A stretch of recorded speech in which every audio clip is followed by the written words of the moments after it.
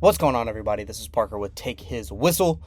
We're back with more college sports, and we got a jam-packed episodes, a lot of stuff coming at you, so get your popcorn ready or your earbuds on or whatever it is. We'll be right back. Oh, come on! Somebody take his whistle!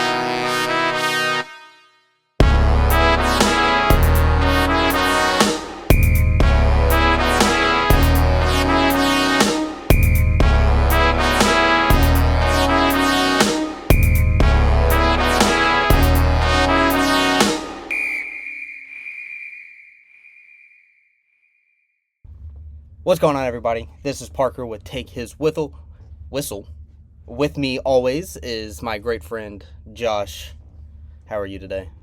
How's it going, everybody? I'm doing good, Parker. I'm a little exhausted because I just got home from the gym, but I got a shower in me, so I'm ready to talk some ball. Talk some ball. So, pretty much we didn't talk about last week, really, because there wasn't any college football, really, besides Army-Navy, which, surprisingly, I didn't see it coming. Navy kind of beat the brakes midshipman, off baby. Army. That's what I'm talking about. Yeah. They just, absolutely beat the brakes off of them, which I did not. And again, for all we know, I mean, people could have. I didn't even watch the game. Were people resting for Army? Do you know? Were people what? Resting? Oh no, I mean I don't believe so. I'm pretty sure they still have a bowl game they got to play in. So it was just a good old fashioned. Yeah, it's just a good old fashioned whooping.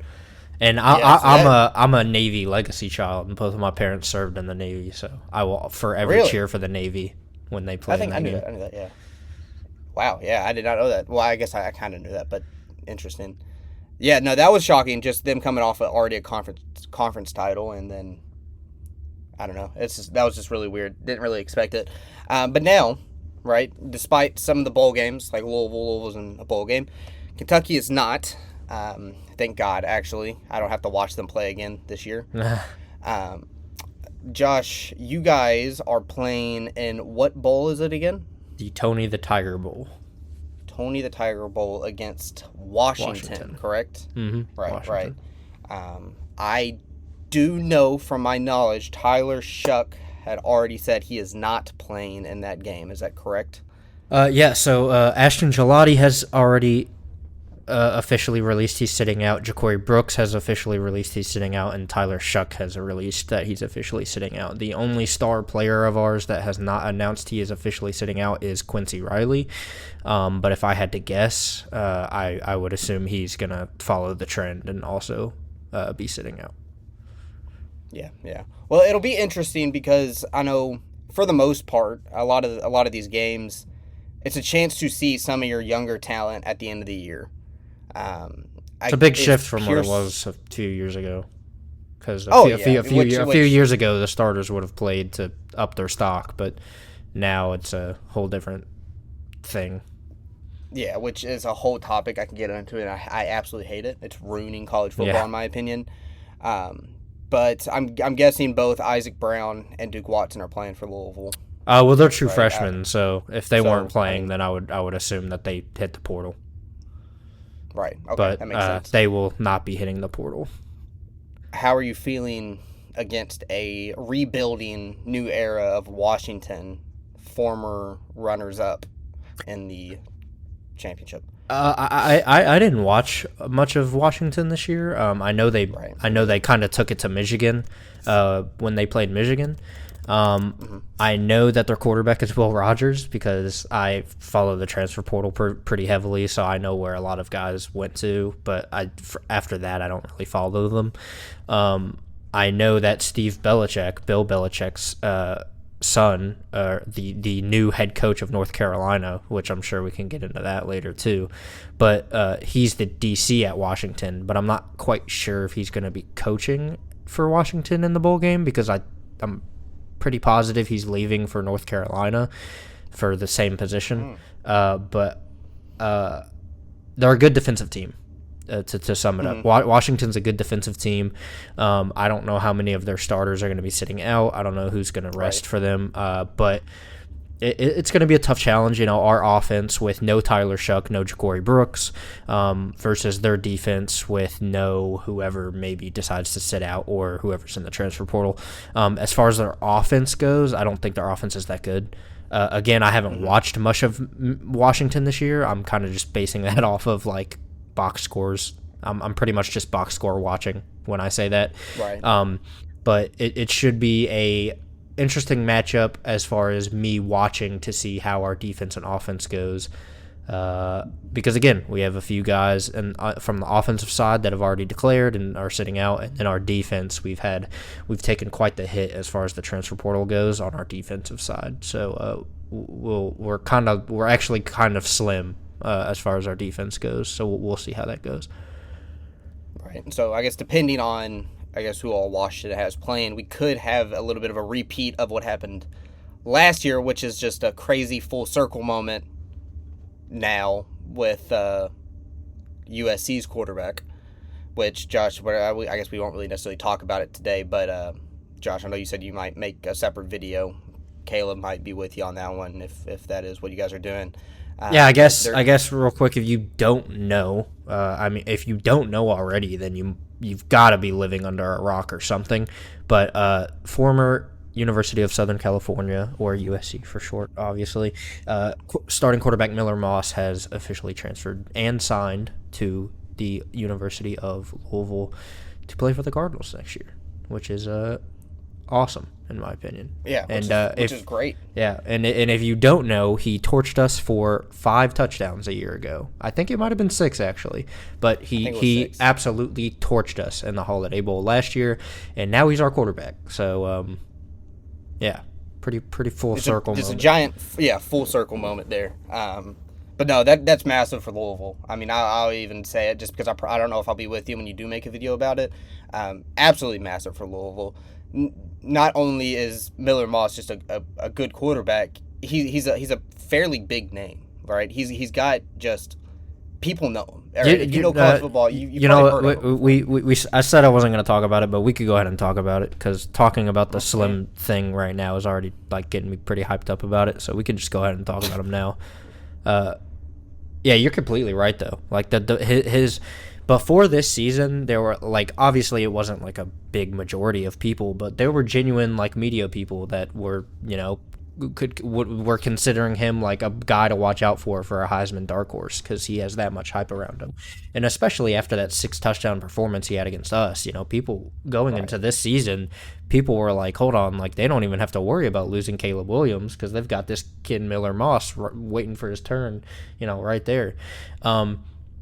He did get benched in the last like 3 games, I think, for USC, or maybe not even the last 3, maybe just like the last one or something like that. But I was like, I know he didn't play against Notre Dame. Yeah, he didn't play against Notre Dame. But if you were to ask me, and I think if you were to ask any USC fans, it's not because of his performance. Miller Moss got benched because the Miller Moss benching was a scapegoat act by Lincoln Riley. Because Lincoln Riley, turns out he is not a good coach at all. And he can develop quarterbacks. He's a hell of a good quarterback developer. We've seen that at Oklahoma. We've seen that at USC. But when it comes to coaching, he is not good. And what he did by benching Miller Moss is a scapegoat act, 100%. And as far as Miller Moss goes, he threw for 18 touchdowns this year and threw 8 interceptions, I want to say. So obviously that's something you want to fix going into next year, the turnover problems, that's something you want to get down, obviously. But a thing I like about him is his accuracy and his arm. Like he just has a really good arm, and he can make any pinpoint throw that like he has to. You could just put on the highlight tapes, and they're all there. But yeah, I'm super excited for it because and just the last thing I'll say about it, what you said, his brand, as in like his name, like people, when you say the name Miller Moss, people know who Miller Moss is. Like everyone knows that he's the starting quarterback for the USC Trojans. Obviously, he's the starting quarterback for the Louisville Cardinals now. but like people know his name, and I was telling Parker this if before he officially committed and signed and whatever. I was telling Parker, if we land Miller Moss, like that's going to give us national attention that we have never had because of how much his name means in the national media. Oh yeah, for sure. But yeah, I'm very excited for it. I honestly, I'm still shocked we got him because he's a West Coast kid through and through. But I guess that's kind of two now because that's three honestly because Jack Plummer came from California, right? Didn't he? Yeah, but I don't know what his hometown is. Well, I know he came. He came from the West. He came from Cal, yeah. And Tyler Shuck. So did Tyler Shuck. Texas Tech, Oregon, yeah. Or Texas Tech. I guess he started Oregon and Texas Tech. But but he's from Arizona, so yeah, he's a West Coast kid too. So Louisville got the pipelines. We got a pipeline, Noah West Coast. But a big part of it is Jeff Brom. People know who Jeff Brom is. People know he's a quarterback guy. People know he's a quarterback. Right. So people want to learn under him because he's got the pedigree for it. So, and that was my thing on it is I'll be curious because as a Louisville or from what I've heard from Louisville fans is that obviously Plummer was not the guy 2 years ago, and then Tyler Shuck was the guy, right? And minus a loss or two, Tyler Shuck might have been in the Heisman voting and like a legitimate candidate with the numbers that he put up. He had a hell of a season. Hell of a season. Now it's like Miller Moss, who is a great talent. Does he just need someone like Jeff Brom to just unlock that next level for him and just make him an absolute superstar, right? Because he's going into his junior year, correct? I think he's going into I think he's going into his senior year, but I think he still has a year of eligibility left because of the COVID year. Oh wow, okay. So yeah, who like it'll be interesting from a Kentucky perspective. What to watch out for is this is a really big. I don't want to say a prove it year at all for Jeff Brom. That's not what I want to say, but I want to know is he legit? Maybe Tyler Shuck just needed to stay healthy for 1 year, and he would have put those type of numbers up anywhere in the country, right? Or was it seriously Jeff Brom just unlocked this potential that Shuck never knew he had, and already joining that with the talent that he already has. I know a lot of people said he already had a beautiful deep ball going into that year at Louisville, but then you add everything that Jeff Brom taught him. I'll be curious to see if Brom can do that same thing for Moss, if he can really just unlock that next level for Moss. And then also another thing is I'm curious to see. I know you said that there was a couple USC guys that might follow him to Louisville, but I'm not just that. I'm more curious to see if other wide receivers will come to Louisville from other places around the country just because they want to play with the guy, right? Again, he's a big time. He's a legit name. He's a name in the media that people know. Does receivers around the country be like, you know what? I want to play for that man. You see what Ja'Cory Brooks did last year, right? You saw what Jamari Thrash did the year before. Look, I want to play for a high-powered passing offense and a quarterback coach that can make an absolute stud out of a quarterback. So it'd be really curious to see the domino effect that follows for Louisville with the signing of Miller Moss. Mm-hmm. Yeah, and it's one of those things where it's and you're not wrong at all. You're 100% right when it's a prove it year for Jeff Brom. The whole Jack Plummer thing, that was kind of just it was almost a thing that you had to do. You had to go get Jack Plummer because you didn't have a quarterback that year. Tyler Shuck, the thing around him was if he could stay healthy. There was no questions about how good he was or his talent. It was just if he could stay healthy. Everyone knew that he was good when he played, but he just never played. So it was a question about could he be healthy. And then obviously you throw in the things that you already said where Jeff Brom taught him some things and whatever he had this season that he had. This time, there are no injury questions. This kid has already played a full season as a starter. Well, not a full season, but like 90% of a season as a starter. He wasn't hurt. You know, he already torched us once in a bowl game, so we saw that too. So this is really Jeff Brom's first test at a quarterback where he truly gets to teach this kid stuff, teach him things on how to be better, and then this kid has to go out there and show that he has progressed from last year. Right. So from the last two guys that Louisville has had, it seems like Miller Moss can do the same exact thing and have a better year than he had last year. But obviously we have about 190 something days until we get to see if that comes to fruition or not. So, Right. But it's a very exciting pickup for sure. Oh yeah, for sure. Yeah, definitely. And there was one more thing that I had to say, but I kind of forgot what it was. So we can just move on, I guess. Well, yeah, I mean, pretty much. I was just kind of other transfer portal news as far as Louisville goes. You got Benjamin Perry. Looked like he is crystal balled to UCLA. He's already there. He's already there. He already committed? Yeah, he committed and signed, yeah. Devin Neal is at Virginia, so another ACC rival. Which he left the team mid-season. Right. Yeah. And other than that, really, I mean, Louisville's got a couple guys. Nair Jackson, looked like he's a card. Darius Thomas is a card. It looks like Jamari Johnson, which me and you talked about earlier today. Yeah. It looks like he's a duck. Yeah. He is a duck. Yeah. That's the school that we actually had to compete with when he was coming out of high school. Yeah. Fortunately, we managed to get him over Oregon, which you don't hear that very often. Jamari was a highly, highly touted tight end coming out of high school.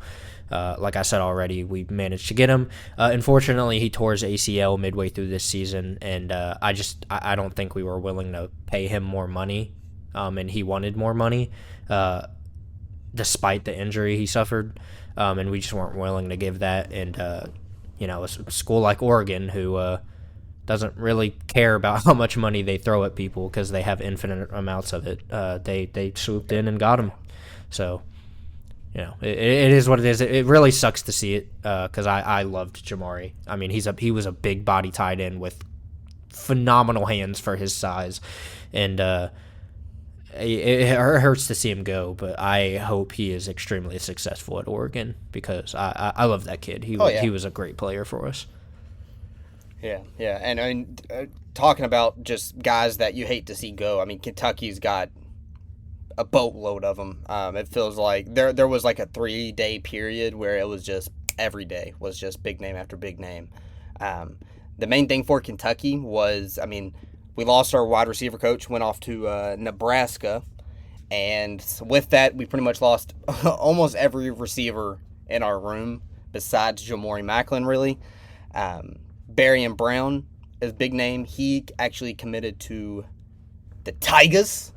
He is a Tiger now. He's going to be playing for LSU, which is at the end of the day is fine by me. As a Kentucky fan, that's fine by me. We don't got to play him this final year, and he's just not a volunteer where he's from. He's from Tennessee. He didn't go to Tennessee. Which you and me were certain that he was going to go there.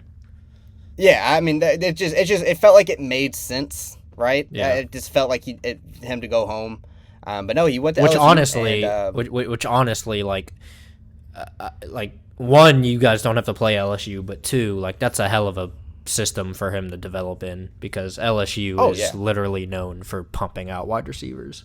So if he can figure that out or whatever it may be, he could have a great senior season. Yeah, and his counterpart, his partner in crime, Dane Key, also entered the portal. That happened a while ago. I'm sure most Kentucky fans already know about it. He is undecided, but it does look like Georgia is in the running for him, which is interesting in my opinion because like Dane Key had a breakout year. He was for sure our best wide receiver this year statistically. But is he that good where he plays at Georgia? Like, is he a legitimate, like, I mean, again, like, who knows, because It looked like this past 2 years. I mean, look at his quarterback, right? I mean, abysmal quarterback play for the past 2 years. Does he really play if he does go to Georgia? I don't know. It'd be interesting to see. But other than that, you got a bunch of different names. Chip Trayanum entered. ABS, Anthony Brown-Stevens, Jordan Dingle, all these guys, Tyrese Fearby. So a lot of guys entered after this abysmal year. So it's definitely worrisome, which, I mean, actually, kind of backtracking a little bit, you brought up Bill Belichick, and he is actually currently trying to poach Vince Morrow from Kentucky, which is our main recruiter, our tight ends coach, all that stuff. Not saying that it's going to happen, and I really don't have any updates on it, but in my opinion, if a 7-time Super Bowl champion comes calling, you pick up, all right? You at least pick up the phone call, right? You got to hear what he's got to say. You don't just automatically say no. And it would really suck at the end of the day to see Morrow go, because just where the state of our football program is right now, we need all the help that we can get. And as people, I know fans are upset and all that stuff, but I mean, Morrow has done a lot of good for Kentucky, and you would not want to see him leave. But you know, it is what it is. It's Bill Belichick that's calling. It's hard to say no. And then the last little bit of portal news that I do have is Kentucky got Alex Wolschlager. It's a really long name. I cannot pronounce it correctly, from Bowling Green, but it is a 4-star offensive lineman from Bowling Green, which is very good. That is a good start to the portal, in my opinion. We got a couple other guys, but that's definitely doesn't he has like over 1,000 snaps and has allowed 0 sacks, right? Is that the right guy that I'm talking about, or is there a different O-lineman? It might be. I really don't know. You guys landed a O-lineman today that has like 1,071 offensive snaps, and he has allowed 0 sacks, which is insane. It probably is that guy. We got 2 offensive linemen today. We also got Joshua Braun. He's coming from Arkansas. That's who it is. Really? So he did all that in SEC play. Yeah. That's a SEC O-lineman who has allowed 0 sacks and 1,000 snaps. So I mean that alone, I did not know that, and that is massive for a offensive line, which was not only the worst in the SEC, but probably maybe one of the worst in the country, in my opinion. That was such an abysmal offensive lineman. Other than that, there's a couple rumors that I don't feel like talking about right now, because I just don't find it necessary, because you really don't know. Josh, I'm sure you're the same thing with Louisville. The last thing with college football that I do kind of want to talk about is the big thing, and that is the college football playoffs start this week, right? The first ever 12-team college football playoffs. And Josh, I don't know about you, but I think these playoffs are going to be amazing. The matchups, the potential matchups, and just seeing this all unfold is great, right? Do you feel that same way about the final current playoffs? Oh yeah, I think it's awesome. I think it's amazing that they put SMU in over Bama, because SMU 100% deserved it. But the backlash that received by like SEC specifically is hilarious to me. Like Lane Kiffin and Alabama fans and everything like that complaining about like strength of schedule or what have you. It was all so funny to me to like read. And I can't. At the front lines. Seeing Lane Kiffin at the front line of that argument was just crazy to me. Like the way that he just like was not only like, obviously he was like trying to put a word in for Ole Miss, but then sat there and like defended Alabama from like saying Alabama should have got in was just kind of hysterical. Yeah, which I can't wait for that conversation whenever I go to Alabama again to see my family. But but I'm excited for it. One thing that I dislike a lot, which I don't like, it's not really their fault.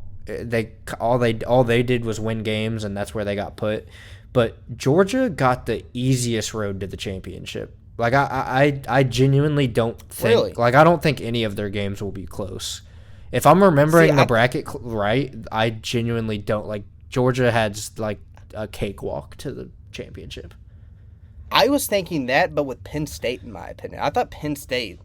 Obviously, they don't have a bye, but I thought Penn State had a very favorable road to the championship. That's with being SMU in the first round, and then if they win that game, they play Boise, right? I just thought it was that's not any worse either. Like that's a pretty favorable schedule as well. But I do see what you mean. Looking at the bracket right now, it is definitely top heavy. Than the top half of the bracket is way better, filled with way more powerhouses, and then the bottom half is kind of just, there's a couple of teams that are like, I don't know. But Josh, I do want to do this with you before we move on to anything else. I do want to talk about some predictions.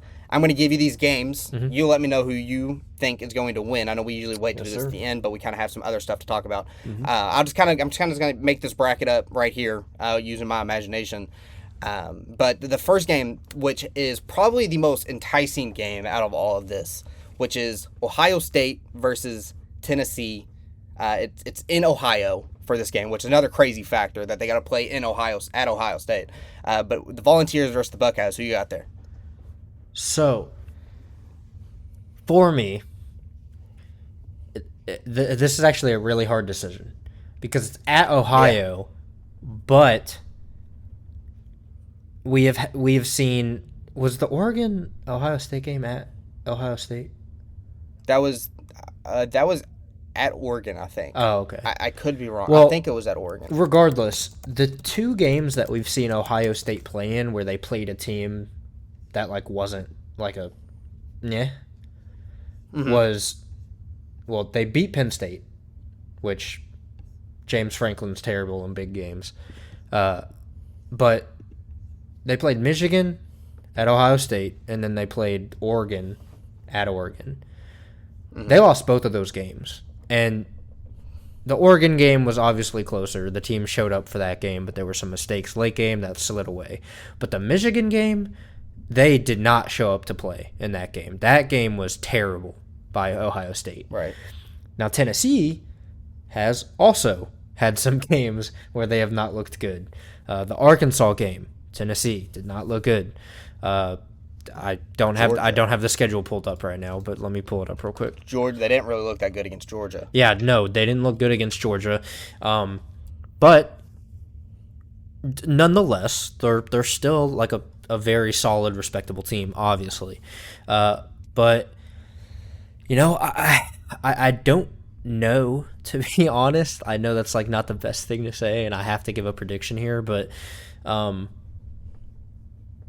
I don't really see Tennessee going into Ohio State and beating Ohio State.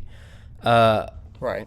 I think that, and a big thing for me too is the defense for Ohio State, despite losing to Michigan, is the one part of that team that did show up to play that game, the Ohio State defense. Mm-hmm. And that's kind of what they're going to need to beat Tennessee, because that offense is really good. But also, Tennessee's defense is really good too. So if Ohio State's offense doesn't show up against that Tennessee defense, Tennessee could go in there and win easily. But it's a high-powered Ohio State offense. I really don't know. It's a coin flip, to be honest. I genuinely, right. I think that's why this flip. This is probably the most exciting matchup of this first round. Yeah, and I don't know if you saw. I'm sorry to interrupt you, but I don't know. No, you're good. I don't know if you saw, but a bunch of tickets for that game got leaked or whatever. A bunch of Ohio State exclusive tickets got leaked, and so as far as I know, a bunch of Tennessee fans snagged them. So there could be a lot of orange in that stadium come whenever they play. Yeah. And so, not to say that Ohio State fans aren't going to show up, but this is a big prove-it game for Ryan Day. If Ryan Day loses this game, he's gone. He's already on the hot seat for losing that Michigan game for the fourth time in a row. But if he gets booted out in the first round with this team, again, he's already on the hot seat, but he's gonna get thrown out if he loses this game.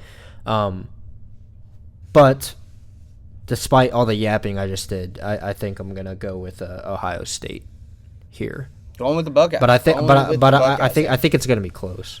Like I think I think this has like a win by field goal type of potential. It definitely does. It definitely does. I guess I'll come back for mine here later. The next game down on the bracket, another very intriguing game. That is Texas against Clemson. I have a personal take on it that I'll save for later. But Josh, who you got there? I I hate to say this because like obviously like Louisville's season went how it went, but the way Clemson played against us, and then also the way they played against Clemson or SMU in the ACC championship, like they had to beat SMU by a field goal. I said it before the ACC championship. I'm gonna say it again. I'm not impressed by Clemson. Like they snuck into this game with a field goal. Like they wouldn't have made it in if they lost the ACC championship. So, and again, the Clemson team that we played, Louisville, we beat the brakes off of them, and I don't see how they can compete with a Texas team whose defense has looked pretty solid. Here's what I'll say. If Quinn Ewers comes into that game and plays like the Quinn Ewers from the beginning of the season, Texas is going to win that ball game. But if we get the Quinn Ewers that we've had for the last few weeks, Clemson's going to have a real shot of winning that game. It's going to be close because Texas's defense will keep them in that game, but it's going to be close if Quinn Ewers doesn't show up to play. So he's going to have to show up because honestly, at this point, like I would not be mad if they put in Arch Manning, like over Quinn, because Quinn's been bad. Like he has not been good. Yeah. So I'm not sure. But I'm gonna take Texas. But if Quinn Ewers doesn't show up, then it's gonna be a little sketchy for Texas. Right. Okay. Yeah. Like I said, I got a crazy thing on that one. But next is going to be Penn State versus the team you just mentioned, SMU. That is going to be at Penn State. Potential whiteout. I hope a whiteout. That'd be awesome in the playoffs. What you got there? I'm really happy that SMU got in. I'm really glad they got in. And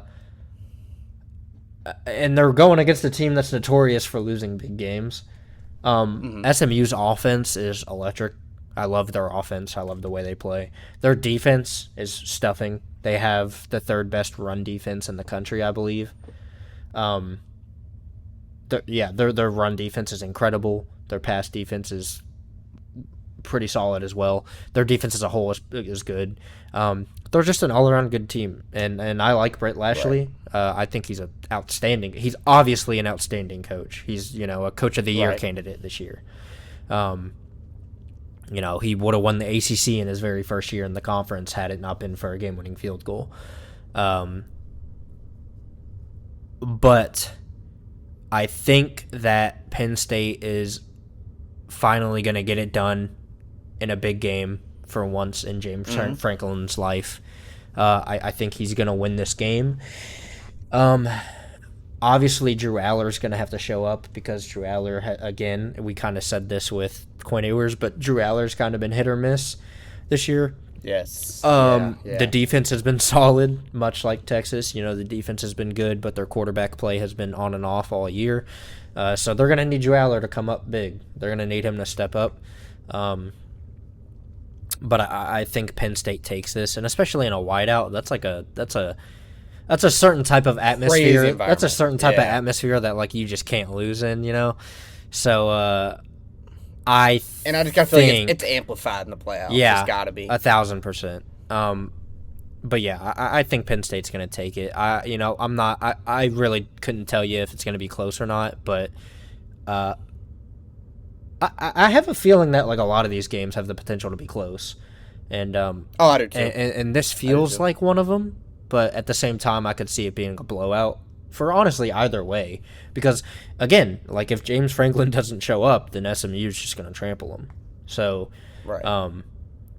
But yeah, I think I'm leaning towards Penn State now. But honestly, like so I will say Penn State publicly, but come game time, I could very easily have my mind changed. Yeah.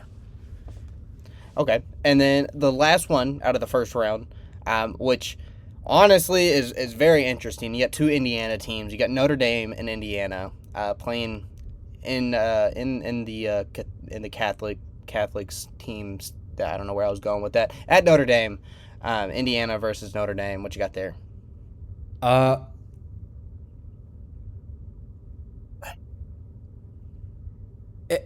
Indiana is every team that made the playoffs is a good team. So I don't want to repeat myself. Indiana is a great team, and Cignetti is a great coach. But Notre Dame's defense is stuffing. Their offense is nothing special, and they didn't play anybody this year except for like us and USC and like maybe one other team, if you even want to say USC's competition. They had a very easy and favorable schedule to get to the point they're at. But you know, Indiana's offense is really good. Curtis Rourke is a great quarterback. They're a solid all around team, but much like Notre Dame, Indiana hasn't played anybody either this year.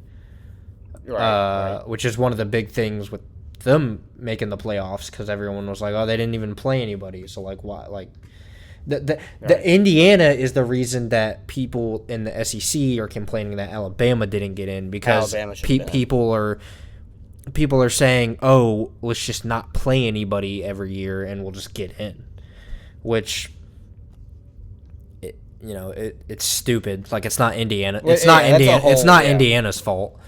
I guess if you were Indiana, the only thing that you could have done potentially different is maybe schedule your non-conference opponents a little bit tougher, right, to make up for that. And I do expect teams moving forward to kind of do that if they know. And obviously you don't know, because nobody really expected Indiana to be have the season they're having this year. But I mean, if you know that your schedule's pretty weak, I got a feeling we're going to see some of these non-conference schedules beefing up, just because of this situation right here. Mm-hmm. But the argument with Alabama, like, it's just like, I'll make this quick because I don't mean to like rant about it, but like, they complain about these non-conference opponents and stuff like that, but like you guys didn't lose to your non-conference opponents. Like, Indiana destroyed their non-conference opponents. Like, they destroyed everyone except for Ohio State. Right. You guys lost to Vanderbilt and an Oklahoma team with no pulse. You scored 3 points against an Oklahoma team with no pulse. Zero. They destroyed you, and they have no offense. So, like, those are two conference games that you shouldn't have lost. Like, those are not the two games that if you would have showed people at the beginning of the season, they would have pointed to them and been like, they're going to lose these two games. Those are arguably the two games that people would have pointed to and said they're going to win these games. Definite wins. Yeah, I thought the exact same thing. Yeah, so, like, that's a blunder on your all's part. So, that's why you didn't make the playoffs. But back to this game. I mean, I'll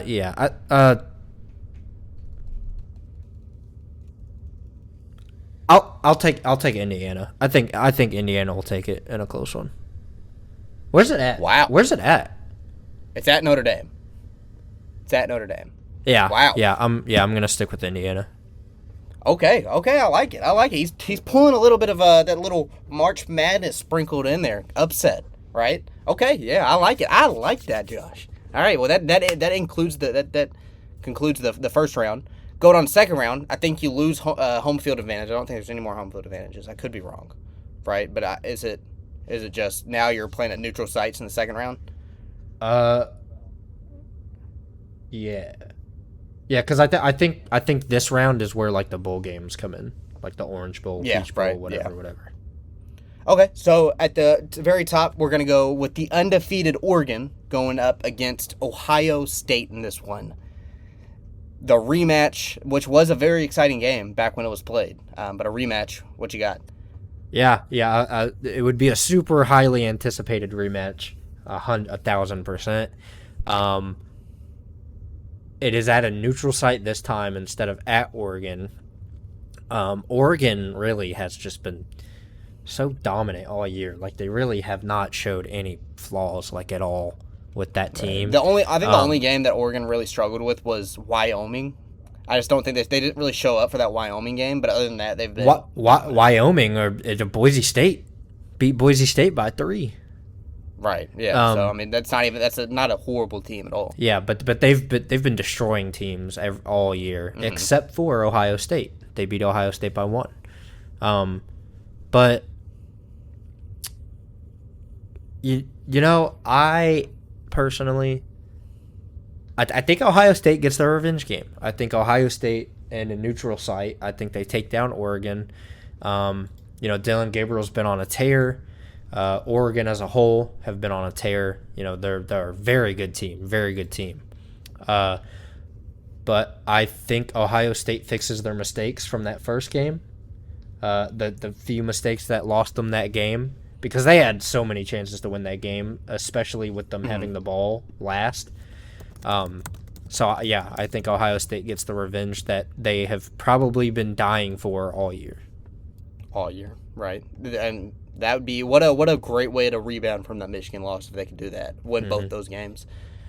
Moving next, you got the Big 12 champions, Arizona State, maybe just the most shocking team in these playoffs. Somehow made it out of that horrible bloodbath of the Big 12. But they are now going to face Texas. What do you got there? Does Arizona State have that magic with Mr. Scatabo? No. But no. Very impressive by what Arizona State, and very impressed with what they've done this year. To go from what they did last year to this year is incredible. And Whittingham is a great coach. Like, he is phenomenal, and he is 100% the right guy for them, and they're going to be good for years. Like, he's a great coach, and as long as he's there, they're going to get kids in there, whether it's the transfer portal or recruiting. They're going to be good. They're going to be a Big 12 powerhouse within a couple years, if not already. Couple years, yeah. Okay, yeah. So, but you are taking Texas in this. I'm taking Texas. Okay. Boise State and Penn State. Ashton Jeanty just recently, in my opinion, robbed of a Heisman. Now, that is a debate that probably is just as gold as MJ versus LeBron. But, yeah, Ashton Jeanty and Boise State versus Penn State. I mean, Travis Hunter won. I'm not upset that he won, but I do think Jeanty should have won. But I'm not upset that Hunter won at all, because we've never seen a person do what Travis Hunter's done. But in my life, I have never seen somebody do what Ashton Jeanty has done, because because I did not watch college football back when Melvin Gordon did his thing at Wisconsin. But that is what it is. I think that Penn State is going to win. Sadly, I would love to see Boise State just, run all over Penn State. But I think by this point in the season, I think everyone knows what Boise State's about and what they're going to do. He's said it in interviews and everything like that before. People know what we're going to do. They stack the box, and I still run for 200-plus yards. Those were words out of Ashton Jeanty's mouth, and that might have been like the coldest bar ever that I've ever read. Oh, yeah. Everyone knows what they're going to do. Everyone stacks the box against him, and he still manages to just be elite. But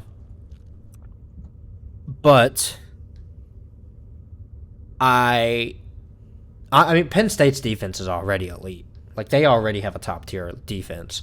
So, going into this game where all they really have to do is focus on Ashton Jeanty, I think they can get that done and take them down. Although, we could have another Boise State-Oregon on our hands, and we could be surprised by the score come the fourth quarter.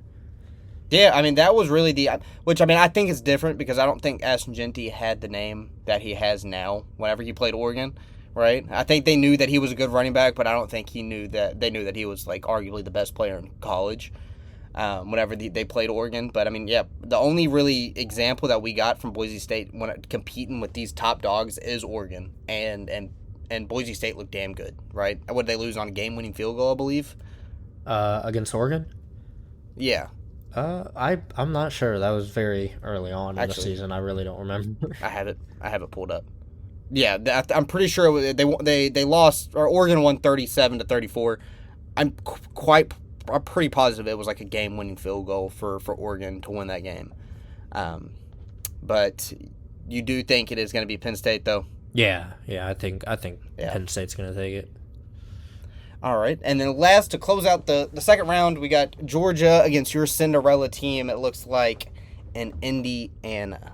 Now, before you answer this, Carson Beck looked like he was in a lot of pain against Texas in that SEC championship towards the end of the game. I have not seen any news on whether Beck is good to go or he will be good to go by then.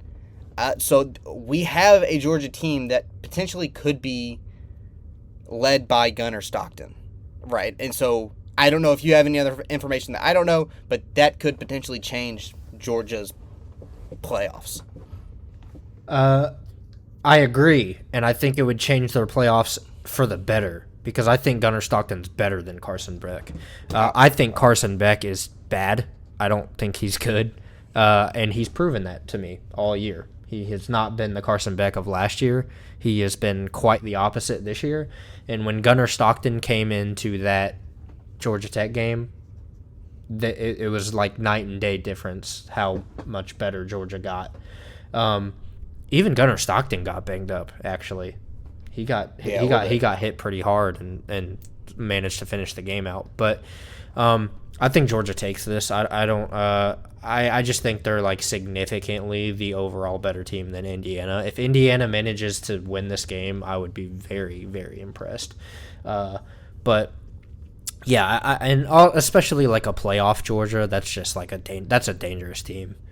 If Georgia's in the playoffs, that's dangerous. So, yeah, I'm gonna go Georgia though. It was a hell of a season, Indiana though. Hell of a season. Oh yeah. Well, now we got our Final Four, which I'm so excited to literally watch a Final Four in college football. That's not just the playoffs in general. But your first Final Four game is going to be Ohio State against Texas. What a game that would be. That would be fun. Yeah. Honestly, at this point, I'm really just at a coin flip for both games. Yeah, it's really hard for me to choose because they're both incredible teams.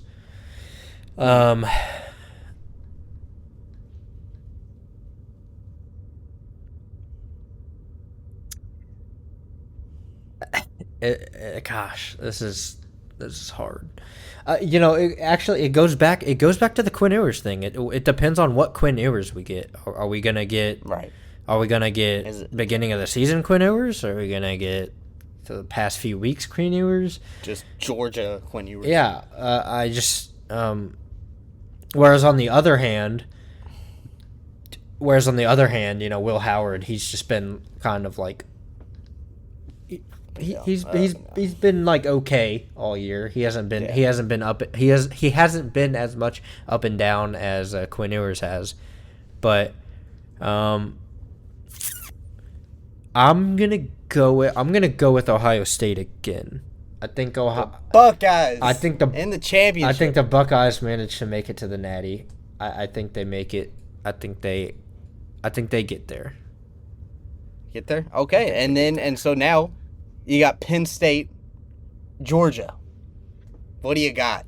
I've got Georgia winning that one. Got Georgia. And making Got it Georgia. back, Okay. making it back to the Natty that they unfortunately missed last year. For your champion for the first ever 12-team playoffs, Ohio State versus Georgia. What do you got? I've got a shocker for everyone. Ryan Day is going to save his career at Ohio State. And Ryan Day and the Ohio State Buckeyes of the Ohio State University are going to take down Georgia, who has looked very, very rough with Carson Beck, who I do think is going to start over Gunnar Nelson. And I think he's going to be their guy for the playoffs. So honestly, with Carson Beck starting, with the games that they have to play, they might be lucky to even make it this far. Right. But I have Ohio State with that multi-million-dollar roster that they built this offseason. They have the downs of Michigan, the downs of Oregon, and I have them redeeming themselves and winning it all. There's no Michigan in their way to hand them an L. You know, they get their revenge on Oregon. You know, the story's there. The story's there. If Michigan was better and they made the playoffs and Ohio State had to play Michigan, I would take Michigan. But there's no Michigan in the way this time around. Get her done, Ohio State. Make me proud. Get them done, Buckeyes. All right, so Ohio State. The Big O. Wow. That would be, there was a lot of fun matchups there, really just like dissecting each one. There's the potential for some really good matchups. For me, I'm just going to go through them pretty quick just because you kind of took up a lot of time. I'm sorry. Yeah, no, you're good. And that's kind of what I wanted to do. I mean, because if you didn't do it, I was probably going to do it. But so Ohio State versus Tennessee, I'm actually going to take Tennessee. I would take Tennessee over Ohio State. I just think that Dylan Sampson is going to be a deciding factor in that game, and he's just such a pure runner, and I think that is going to be the deciding factor in that one. So I'm going to take Tennessee there. Clemson and Texas, hear me out. This is my Cinderella team right here. I'm taking Clemson here. I'm taking Clemson over Texas, and a part of that is because I don't really like Texas. I really have not been sold on them all year long, right? And you see them lose some big games, right? Notably to Georgia twice. I'm not sold on it. Like you said, Quinn Ewers is who is also, talk about a quarterback being banged up, has been rumored to have some injuries here and there. And then we've seen, I mean, if Clemson shows up, they have a very good offense. Very good offense. When it shows up, if Cade Klubnik shows up, I think Clemson, the ACC champions, wins this game, right? The next game, I think, is a stomping. I think Penn State stomps SMU. Now with SMU, I for some reason I just put them against last year's Louisville team. I view them very similar. Kind of had an easier schedule, right? Being in their ACC schedule was fairly easy, and they took advantage of it. Now, I think SMU had some really good moments, and I think SMU's a good team. But I don't think SMU competes with some of these other big dogs, including Penn State, which Penn State looked great against Oregon in their conference championship. Looked absolutely great. So I think it's going to be a stomping by Penn State. And then going down, I think it's another stomping, to be honest with you. I think Notre Dame beats Indiana by a lot. Unfortunately, I think Indiana, again, like you said, Indiana had a great season, but I think they're just not built for prime time. So second round, we got Oregon versus Tennessee. I'm taking the undefeated Ducks here. I do think Oregon is just simply a better team than Tennessee. Clemson versus Arizona State. I loved all the points you made about Arizona State, but again, I think Clemson is going to be the better team on that day. I think Clemson's just the better team in general. So I'm taking Clemson to beat Arizona State. Penn State versus Boise State. which is a very interesting matchup that I would love to see play out in real life. Give me Penn State. Give me Penn State in that one. Like you said, all they kind of have to worry about is Ashton Genty, and I think they do. Now, I still think Genty has a solid game, but I do think Penn State takes care of them. And I also don't know if Boise State's defense can handle Penn State's offense. And then Georgia versus Notre Dame. Whether it's Carson Beck or Gunnar Stockton, I'm taking Notre Dame here. I am taking Notre Dame to take down Georgia. I think that Georgia is just not going to have it in them. If Carson Beck doesn't play, I don't think Gunnar Stockton is quite ready to play someone like Notre Dame in that type of environment. So give me the Fighting Irish there to take down Georgia. So then we got Oregon versus Clemson. Give me Oregon there. I simply just thinking it's the better team. Give me Oregon. And then Penn State versus Notre Dame. Give me Penn State to make a Big Ten championship in the championship of the playoffs. Oregon versus Penn State. But Penn State has just kind of shocked the world if they get this far. All allegations of Penn State not being able to win big games are finally out of the window. But that all comes crashing down. Give me Oregon to win this entire thing, to lock it all in. A rematch from the Big Ten. I think Oregon completes the undefeated perfect season, and Oregon is my champions in a very spark-notey type of way of breaking down these playoffs. But yeah, that is what I got. I'm going to take a drink of my water, Josh, so sorry if I go silent here for a second. All good, brother.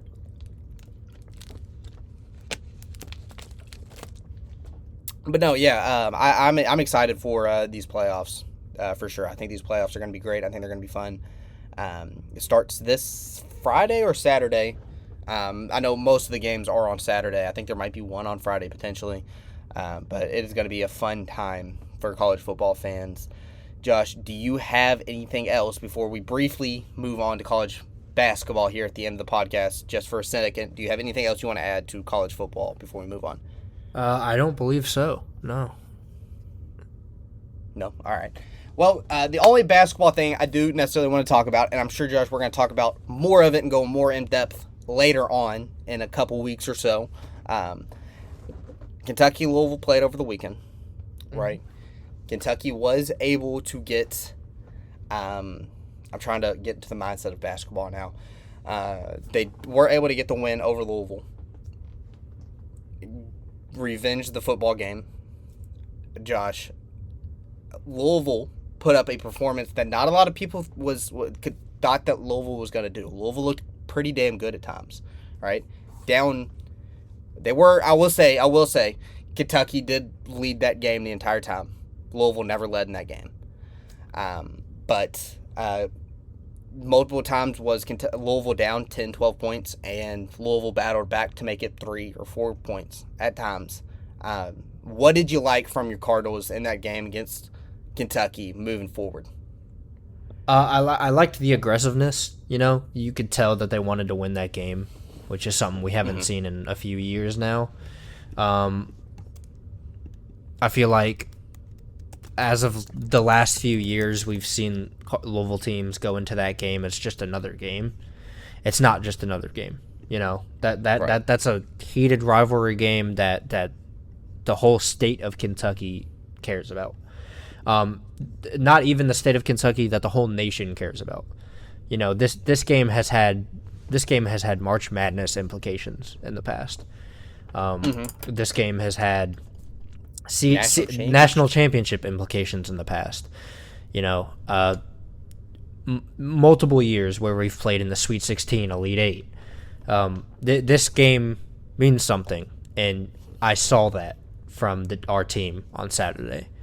They played like this game meant something, and I give all the credit in the world to them for playing as hard as they did, because they impressed the hell out of me. I did not think they were going to play that hard.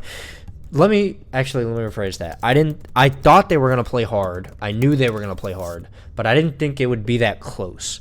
I thought it was going to be a blowout, because every team that we've played with the Pulse this season, we've lost by 20 plus. And Kentucky was ranked number 5 at the time. They're now number 4. But, this is the highest ranked team that we've played all year in Kentucky. So I hope I can't be faulted too bad in thinking that we might get blown out. If you do fault me for that, that's fine, whatever. But I'm excited to see that the rivalry is back in a sense. You could tell that both teams wanted that win and not just one team. But it was really refreshing to see the style of play, and I think the team in specific, or they played better in this game. The shooting was a little better. The shooting still needs to get better. We have a team full of guys who have shot 40% on their career, 45% on their career, maybe even better, and we are the worst 3-point shooting team in the nation. We're shooting threes at like a 22% rate, which is horrible, god awful. I don't know why our 3-point shooting is so bad, but it needs to get better. It just has to. There's no excuse for it. I don't know if the answer is to get into the gym and just shoot threes over and over and over again until you feel something or what. But the threes have to get better, or we're just going to keep losing games like this. And also, being down to 7 guys. I'm not using this as an excuse because I already know every other Louisville fan in existence has already used this as an excuse for us. It's not an excuse in my opinion. I hate using stuff like that as an excuse as to why you lost. You can say all you want, if we had a healthy team we would have won, whatever. You can say that all you want, but the reality is that we only had 7 guys that can play, so we should have won the game with those 7 players. And those 7 guys tried their best to win the game. We only lost by, what was it? 8? Was it 8? We only lost by 8? Yeah, 93. We only lost by 8 points. That's the closest margin of a loss for us in years. We've lost by double digits, like significant double digits, the last 2 years. So it's refreshing, and I do wish we had a full healthy team. Like, I'm not sitting here saying like I wish we had 7 players for the rest of the season. Obviously, I wish we could have gone into that game with a full team. The what ifs are endless if you have a full team in that game. Right. What if Lamont Butler missed a shot? The guy didn't miss a shot all day. You sometimes it's a guy's night, and you can't really control that. He was excited to be back. Let's put it that way. I'm just excited. I'm excited for the future. Obviously this year is done and gone. We lost, but it was close, and that's not something we've seen in years. And it was competitive. There was even a scrap in the fight. I think I saw more hugs the last couple of years than fights, and that was refreshing to see. Even if it was just even if it was a super minor scuffle, but it is weird. You and me talked about it leading up to the game, but it is weird to see like both of our coaches kind of have like that mutual respect for each other. They both had press conferences leading up to that game where they were both pretty much like, oh yeah, they're a great coach. Like, they're going to be great there. Like, they're awesome. And which is really weird to see, but it's also nice to see, because you don't see that very often. That is something that we are not like. If you're a Louisville or Kentucky fan, don't get accustomed to that. I think that is because you have 2 first-year head coaches, and I know Pope played for Kentucky, and so he does know the rivalry to an extent. He played in 2 different games against Louisville. I just don't think they know the magnitude of the rivalry just yet. Right now, it's all okay. Sure, we got the battle in the Bluegrass game. Like, it's against Louisville, a rival. No. Once people start threatening your job over this game and want nothing more, and just absolutely think the season is a failure once you lose this game, once that starts happening to these coaches, I think that's when we see this rivalry really heat up. I'm surprised Louisville coaches didn't get fired way beforehand. Well, yeah, but I mean, you got Kenny Payne, which is okay. That's a whole other conversation. That's a whole conversation. But I do just think that right now, I think that this whole buddy thing between Pope and Kelsey is going to change in the future. I don't think it's always going to be like this. Sure, I would love it. Right? If you had this mutual respect between the coaches, and I think there will be some type of respect, but it's not going to be as mediafied and talked about as much. I think if there was a nice thing that Pope had to say about Kelsey in the future, he probably won't say it, and vice versa with Kelsey. But yeah, I do see what you're saying. It was very interesting and nice to see that. PK kind of put it a nice way. Like, he thinks Mark's a great coach, which he is, and he thinks Pope's a great guy, which he is. Like, I'll admit it. I think Mark Pope's a great guy and a great coach. What he's done with Kentucky this year is nothing short of incredible. And I was telling Parker this too. Like, I think Kentucky's back now. When I say that, I don't think they're back in like the traditional way of, like, you know, if we were back, for example. Like, I still don't think we're back quite yet. We're on the way there, but we're not there yet. This is a big stepping stone. Yeah, this is a big stepping stone for us to be back. But in the way that Kentucky is back is in the energy of the fan base and the energy within the team isn't necessarily something that we saw with Cal. Because with Cal, it always seemed like it was just with the teams with Cal, it always just seemed like they were kind of waiting for like the end of the season so they could go to the NBA. But with this team and with Mark Pope, it seems like these guys just care about then and there and now. Like they care about the game that they are playing in because they just care. Like they care, and it's a big difference now.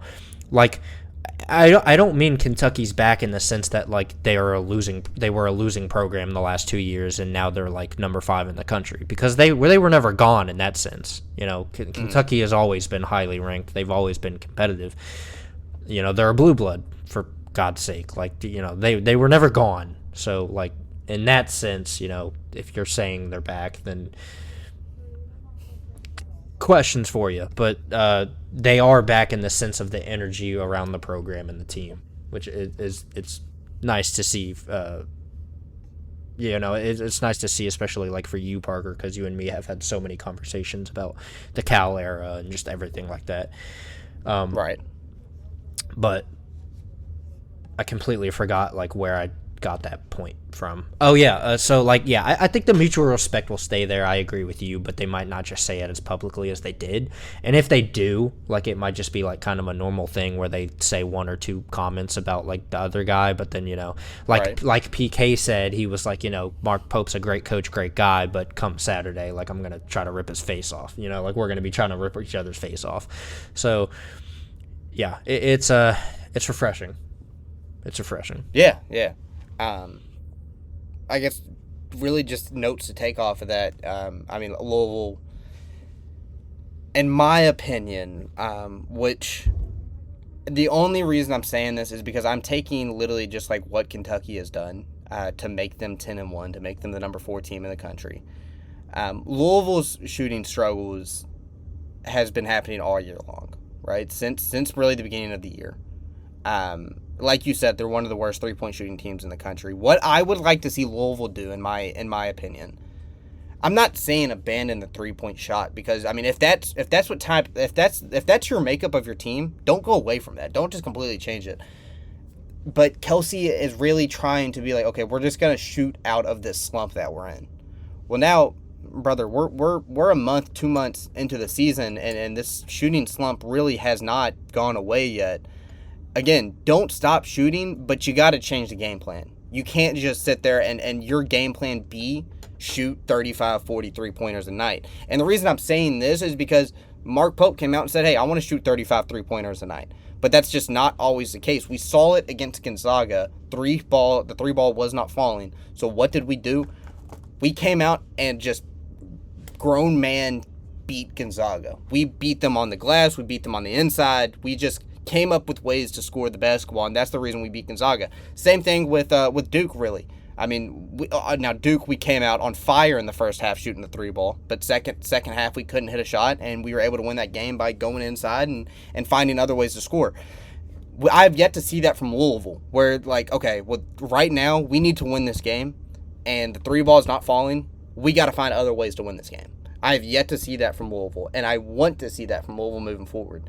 And a conference, an ACC conference that I really do think Louisville can get a multi-round buy-in. I think Louisville has a chance to be a 4 seed, a 5 seed this year. Now, I think Duke's got it locked up, and I think Clemson's a great team. But I think that Louisville has the potential, especially if that 3-ball does start falling. I think the possibilities are endless. I think Louisville has a chance to be a very high-seeded team in this ACC tournament. But it's got to be like you got to make a change, right? You got to make a change. And I don't know if you're with me. I could be completely in the dark on this one. But I see that Louisville just continues to try to shoot out of the slump whenever it's not working. And unfortunately, they do continue to lose ball games. Josh, do you think that's the same thing, or are you kind of with the whole just keep shooting that rock until they start falling? Yeah, no, I am completely on the same page with you. I totally agree. If that's our makeup of the team, keep going. But like, right, yeah, don't go away. But as far as like, as far as not changing whatsoever and still just proceeding to shoot 3 after 3 after 3 instead of taking it in the inside and putting up points.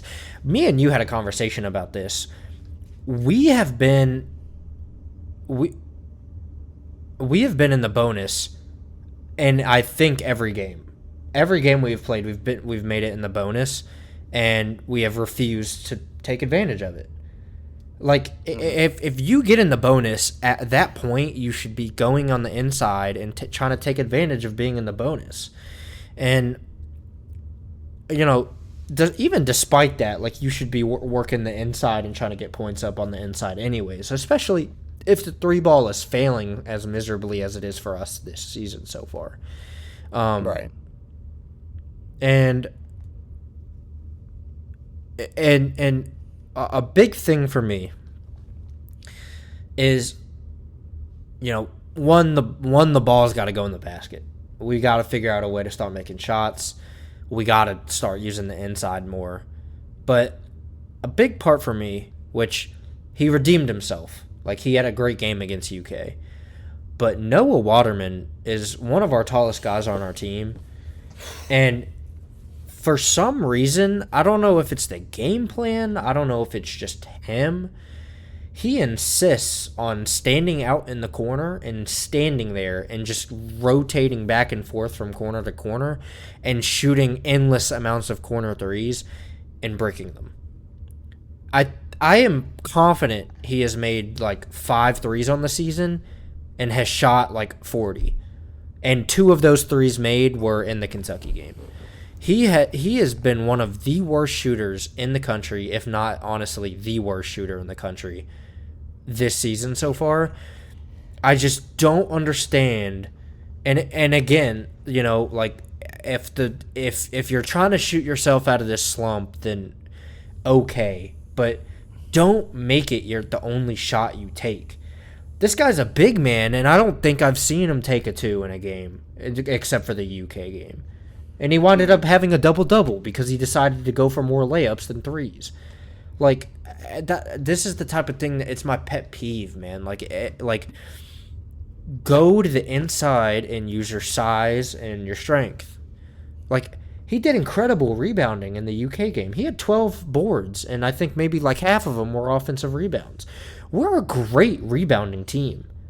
We get so many offensive boards, and we're good at crashing the board on defense. Yet we insist whenever we get these offensive boards and defensive boards or whatever it may be, we insist on just kicking it out and trying to get a 3 up. And it's frustrating. It's frustrating to watch because in games like the Duke game, you look back at that game and you go, if we would have just worked the inside more, we were in the bonus. We were in the bonus, We were up for a lot of that game.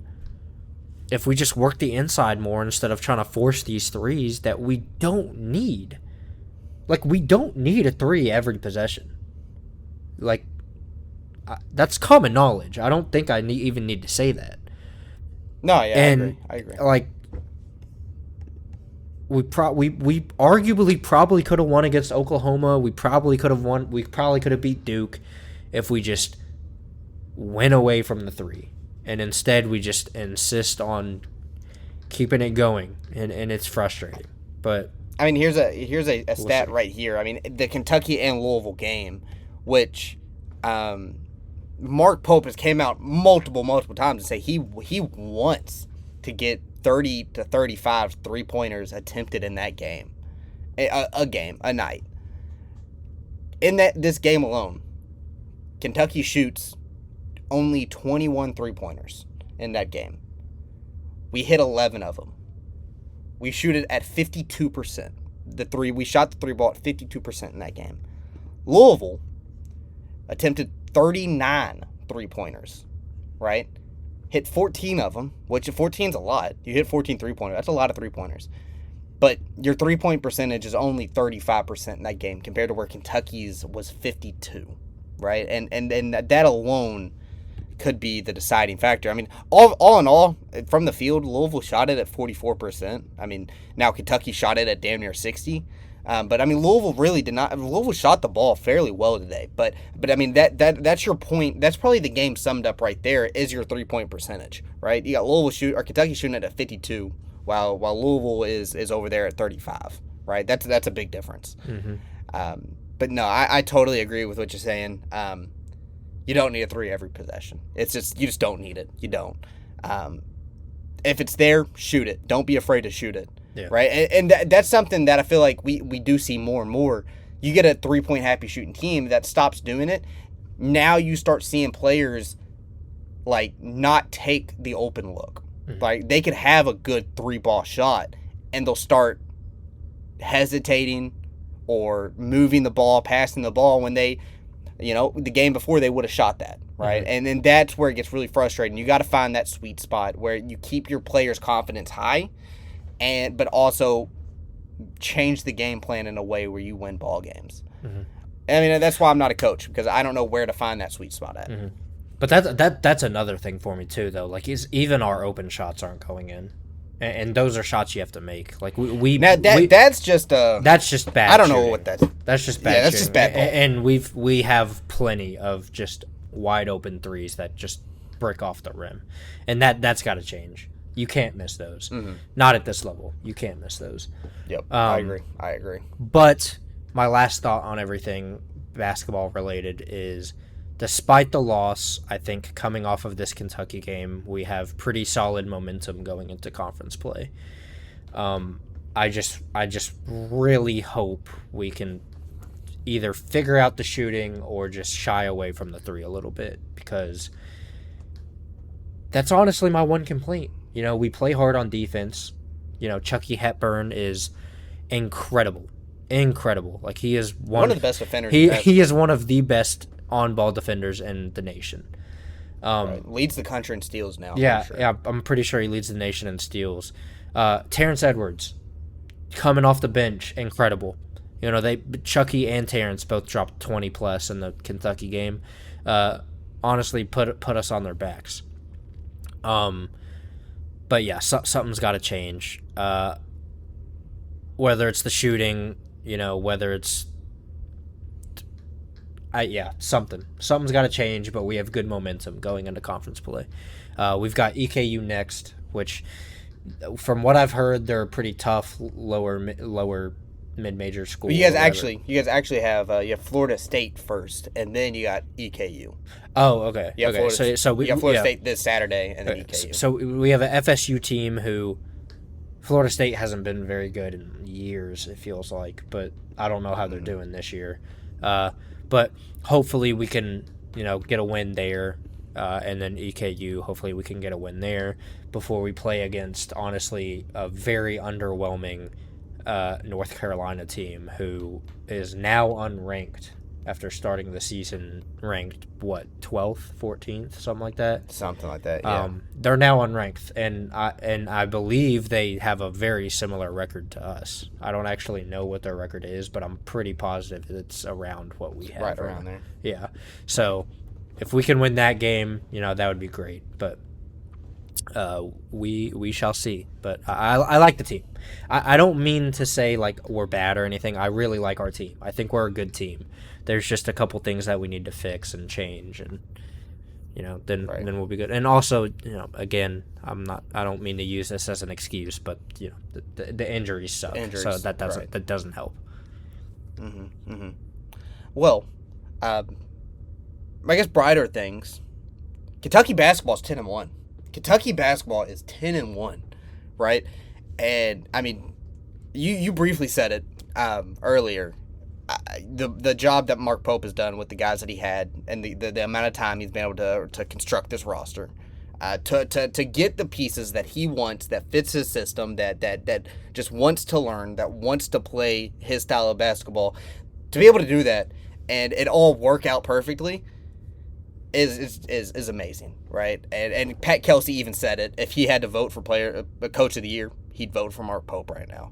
And I totally agree with him. And that could be a little biased, but we're 10-1 with very easily right now. Could we be 11-0? We could very easily be 11-0. We lost a game at a very rowdy Clemson game, which it still have some people scratching their heads on how we lost that game. Me personally, I think it's just being in an environment like that. We hadn't faced that all year, and we finally did. And I also think us losing that game against Clemson is the only reason we beat Gonzaga the following game, right? Because, I mean, even though it wasn't at Gonzaga, it was in a hostile environment that was right next to Gonzaga's home turf.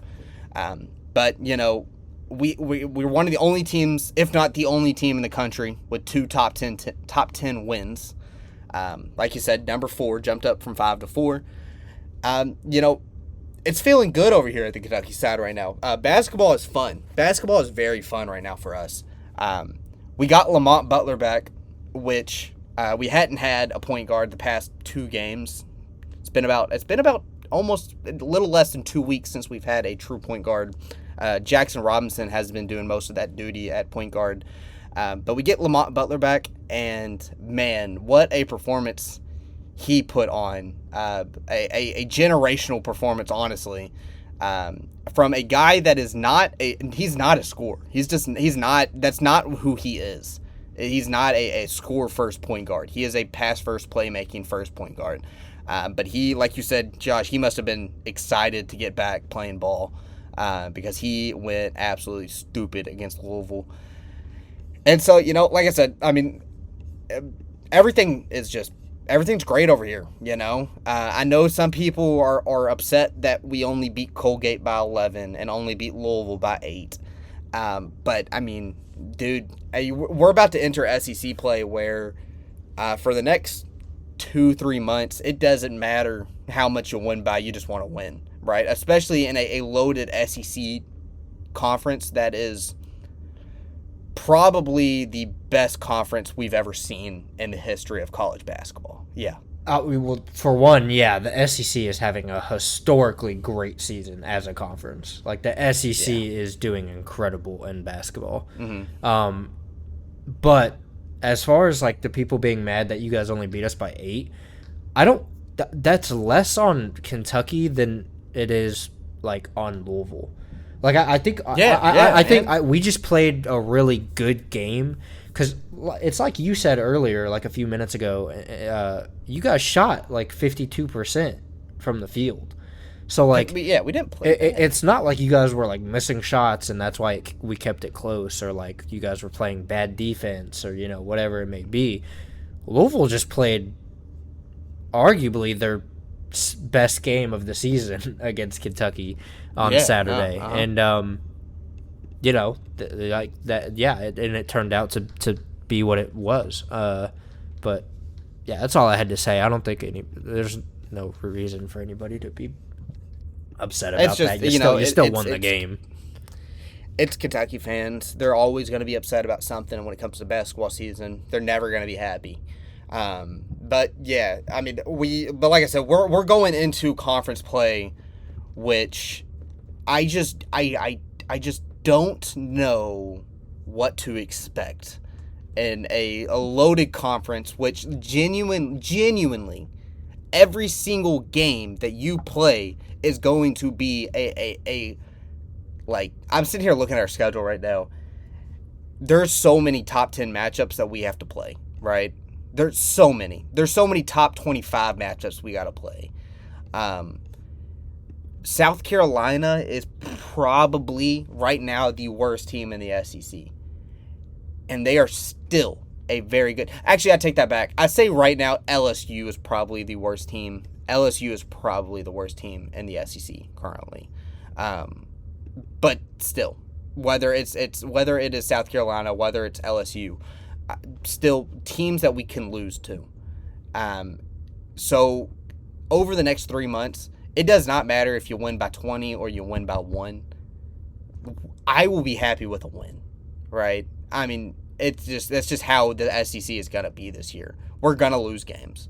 We are going to lose games that we probably should win. It's just that's what the SEC is this year, and it's unfortunate that Kentucky is having such a good year where the SEC, while the SEC is also having such a great year. But yeah, as of right now, I got nothing but just claps for Mark Pope and the Kentucky Wildcats all the way around. I'm super, super giddy. I'm super excited about this team and the potential, the way that we can adapt to any type of environment we're in, any type of play style that the other team is playing. The way that we got scores everywhere. We got one of the best three-point shooters in the nation coming off our bench, which is great. It's exciting. The fact that we've won close games. We've been able to win close games against top 10 opponents, right? Like, it's great. It's great. It's exciting. It's fun. That's pretty much all I got right now on Kentucky basketball. I'm sure I can definitely go more into depth at another time, but our podcast is already coming up on an hour and a half. I don't want to make it too much longer. But yeah, to my closing statement is Kentucky basketball is very fun right now. If you haven't been watching it, I definitely suggest you just tune in and just follow it a little bit because it is a fun journey that we're on. Yeah. But Josh, anything else on college basketball right now? No. I mean, we're at about an hour and a half here, so that's it for me. I'm excited for the rest of the season.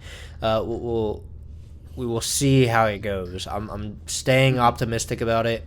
But like I said already, the injuries don't help. But we will see. I'm the last bracketology that came out had us in, and I think like I forget where it had us, but it had us in like the hunt. I believe like we were the latest one.